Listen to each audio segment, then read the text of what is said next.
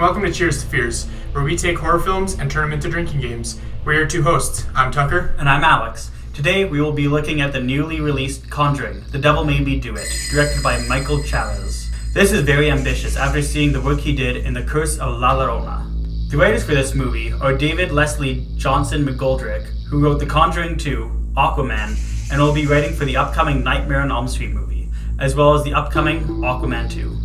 Chad Hayes, who helped write the other two Conjuring movies, and of course, James Wan, who needs no introduction. Conjuring 3 moves away from the haunted house tropes that was used in the previous films. This one revolves around a man named Arnie, whose brother-in-law becomes possessed. Arnie then asks the demon to possess him instead, and it obliges his request. Arnie, not knowing that he is possessed, ends up murdering his landlord. The Warrens then decide to take it upon themselves to figure out why and how David, the young brother, got possessed. The Warrens' investigation leads them to finding a totem underneath the floorboards, which suggests that somebody had cursed the family. Since Conjuring 3, The Devil Made Me Do It, is a brand new movie, we will try to be avoiding spoilers as much as possible. We will be talking about some things that lead to plot points in the movie, as well as many of the information that is introduced in the trailers. With that being said, let us move on to the rules that we've put together. Rule number 1 is death. If you see somebody die on screen, you take a drink. For many of the other Conjuring movies, we had to find other methods of fixing the death tally, so the total was not 0. However, it makes me happy to say that we do not have to fudge the numbers in any way to increase the death total for this movie. I think I hurt someone. The second rule is when you hear somebody scream, cry, or yell, you take a sip. And for anybody that is curious, we did not count dogs. Dogs bark, they do not yell. The next rule we have in place is when you see a jump scare, you take a sip.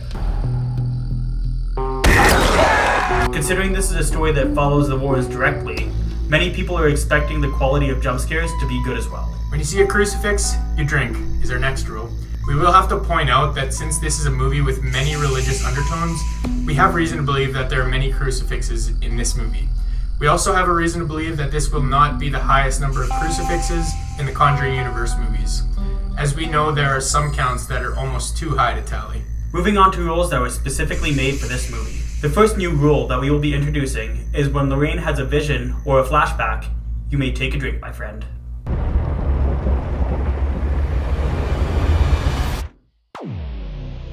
Our sixth rule is that you have to take a drink when a satanic altar is shown or mentioned. This means that Lorraine's visions will at times result in 2 drinks with this rule. Next up, we have a rule that encourages you to take a sip when something paranormal happens to a person. This is not just exclusive to Arnie, so make sure to keep a lookout for this rule. Another new rule that we have is that you are required to drink when you see a totem shown on screen. We see these just enough in the film to warrant this being a rule, as there are even some scenes that will probably have to be mercy ruled. This rule relates to Ed Warren. It is no surprise that he is getting older, and you can really see the effects of that in this movie. That is why for this rule, you must drink when you see Ed being handicapped, either mentally or physically. We have one last rule for our drinking game today. The last rule is that you are obliged to take a drink when you see a knife or another sharp object being used like a knife. While watching this video, you may have noticed that we did not total up any of the rules, and that is simply because we did not count the drinks for the film. This is because with newer movies, it is worth experiencing on its own. Also, we did not want to walk into a movie theater with a notepad and pen, and we were too cheap to afford HBO Max. But we can guarantee that we have found enough recurring trends in this movie to make a good and well-balanced drinking game. So for making this drinking game, we did make a good one, I feel. However, I feel like this was harder than some of the other ones that we were able to make. Some of the other drinking games we made, we had rules basically just coming into our heads non-stop, and for a lot of those, we only picked 10. Yeah, exactly.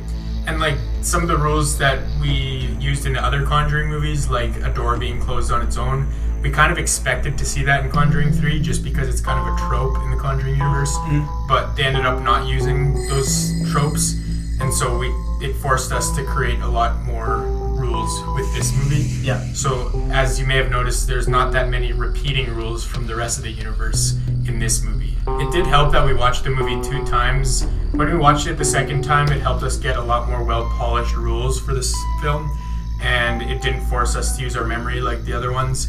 So with that being said, I feel like we did end up getting a good balance game, like we mentioned. Yeah. The last point that I wanted to make about these drinking rules is we only carried over one, with the exception of the common horror movie rules like death, scream, cries, and yells, and jump scares, of course. The only one that we carried over was the crucifix rule, and that one kind of goes with the Conjuring universe just because of the religious undertones that we mentioned. But aside from that, it's all new rules in this movie. Oh yeah, I feel like the main reason of this is just because of the change of directors. I know that he directed The Curse of La Llorona, which I don't think either of us think very highly of, especially in comparison to the other Conjuring movies. Oh, absolutely. But it's safe to say that he did a lot better in this one. Oh yeah, this movie's actually good. I feel like he kind of stepped up to the plate in place of James Wan. Granted, I don't think he did as good a job as James Wan, but he did still do a good job and kind of did a new thing with the Conjuring movies, which I appreciated. And yeah, it's kind of, I don't know, I could see why people might not like this movie just because it does go in a different direction, but I feel like he did a pretty good job overall. Yeah, the main thing that I'm surprised about is that they did give him another shot in, yet alone, a main Conjuring movie, in comparison to how bad La Llorona did, I feel. Yeah, and I think the reason they gave him a shot at the Conjuring movies is mainly because James Wan just kind of wanted to take a step back from the Conjuring, and he was still there as a writer, and kind of, I feel like he probably did have a lot of advice for Michael Chaves, but overall it was Michael Chaves at the helm, and yeah, he did get inspiration from James Wan, I'm sure. It shows in the movie. Speaking of new things in the movie, I complained a lot about the music in the second Conjuring movie, and dear Lord, is it bad in this one. Oh God, I know. So, especially in one scene, it's so bad. The music's pretty bad throughout the entire film, I think, but specifically in one scene when they're at the dog kennel, it just gets cranked up to 11, almost literally, actually. Yeah. And it just takes you completely out of the movie. I guess I get the main point of that is they're trying to signify Arnie's insanity, but holy mother of God, that scene just hurt to get through. Oh yeah. I feel like it could have just been done so much better in other ways, but they chose to take this route, and I feel like it did not pay off whatsoever. I agree with you completely. And also, not to mention, the landlord just wastes over half a beer at least. So if we were doing Darwin Award nominations, he could definitely be up there for just buying alcohol and then wasting it. Because as you know, we don't waste alcohol around here. We live in Canada, it's expensive here. Yeah. Speaking of a horror movie that does have good sound, there's an homage to The Exorcist in there when the priest arrives to the house. That was kind of cool. Obviously, with any movie that involves an exorcism, they're going to take inspiration from the original Exorcist movie. So the fact that they kind of paid an homage to the original film was kind of neat, and it wasn't blatantly obvious. It was just kind of hinted at there. Yeah. So that was kind of cool. Moving on to, I guess, more or less of the main plot. The thing that I liked a little bit more is the Warrens actually had something at stake. So I guess in comparison to a lot of the other movies, like obviously there was the premonition of Ed dying in the second one. There was a premonition of Annabelle or whatever coming after their daughter in the first one.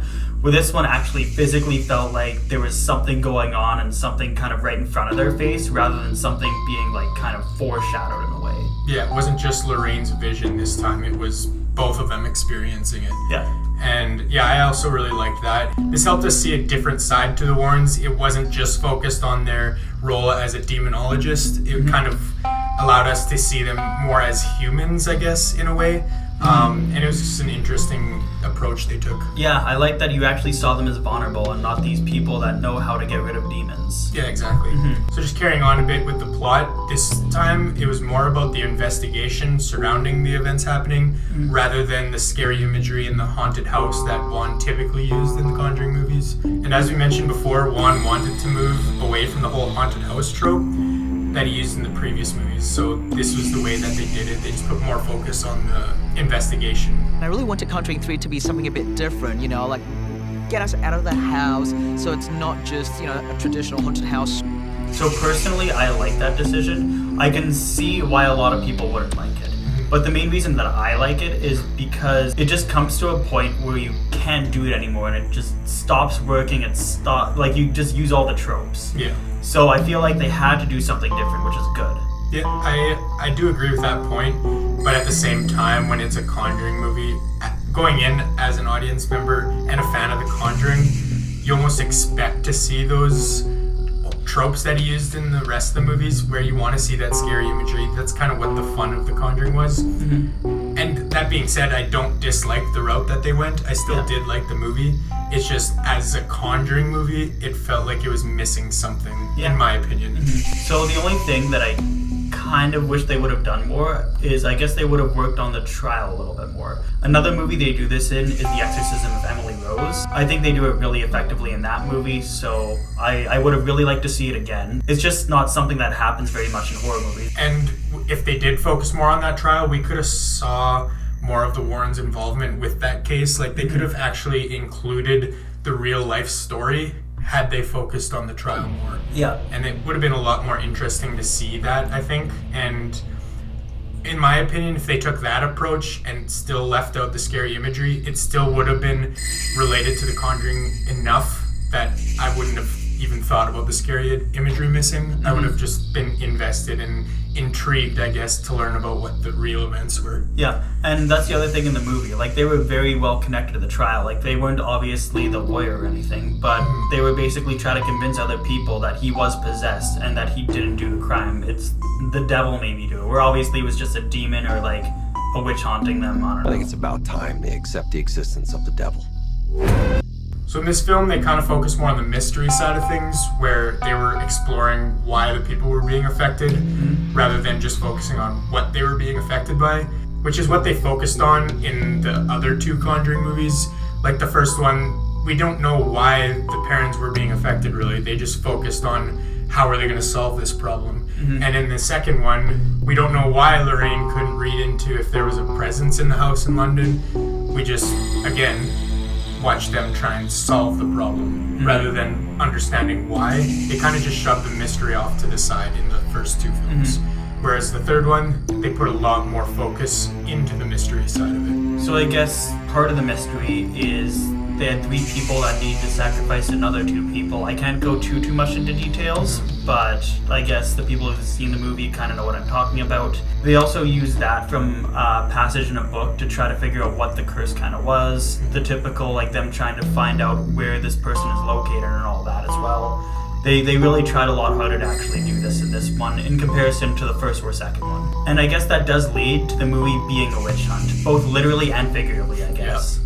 So you can again take that or leave it as you want. I mean, the other one was more or less of a witch hunt. It's basically you just wanted these things out of your house. And this one, you just want these things kind of to stop haunting you. So yeah, for the witch hunt side of this, I didn't like that as much as the other Conjuring movies. I feel like this is their attempt to showing the paranormal side that is familiar with the Conjuring universe, but I wasn't a huge fan of it, and I don't know, I could have, it's fine, but it wasn't the best, I guess is what I'm trying to say. The witch hunt was pretty blatant, and it kind of took away from the other Conjuring movies, the first one especially. And I guess, like, one of the reasons, obviously we talked about it before, is there was somebody who wasn't James Wan directing, someone who directed Curse of La Llorona.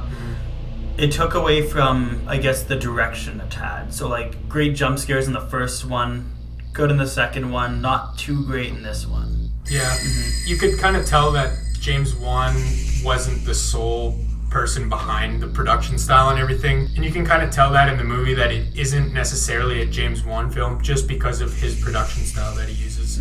One thing I will give props to Michael Chaves was the special effects, especially in the exorcism scenes, specifically in the first one. If the rest of the movie was like the first opening scene, I think I would have loved this movie much more.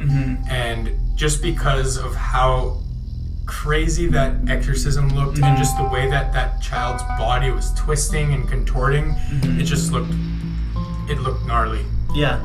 And I guess a lot of that exorcism scene, I'm pretty sure the whole like child being contorted, I'm pretty sure that was not CGI. The only CGI was putting the kid's face on it. Yep. But that was all kind of like done as a stunt double. Yeah, and I found that out before watching it the second time, that it was actually a contortionist making all those movements. And when I watched it the second time, it hit even harder because of that. Just because at first glance, you think it's CGI and it looks so unrealistic. And it kind of is unrealistic to a normal human being, but it is a real human performing these twists and contortions, I guess. And it just hits hard once you learn that, I feel like. Yeah. Speaking of the opening exorcism scene, that brings us to the real-life story of Arnie and the devil made me do it. There was no devil, first of all. I'm pretty sure, if any, it was just lots of demons. Yeah. So I remember that Arnie never directly said that he was possessed by demons in the court or anything like that, so that's kind of suspicious. Yeah. However, he did say during the exorcism that he wanted the demons to take him instead of David. Yep. Which we actually get to see in the film. So that stays true to that. Yeah, same with him murdering his landlord. I'm pretty sure that stays the same. And I guess that kind of goes into how possessed David was. Like, I think he was possessed by like over 40 demons or something like that. Yeah. Which is another thing. So David Glasgow's older brother Carl sued Lorraine Warren, who actually died, I think, before this film was released, like in 2019. But anyways, Carl tried to sue Lorraine Warren in 2006. He said that the demonic possession of his little brother was a hoax created by Ed and Lorraine Warren, and that his brother was mentally ill.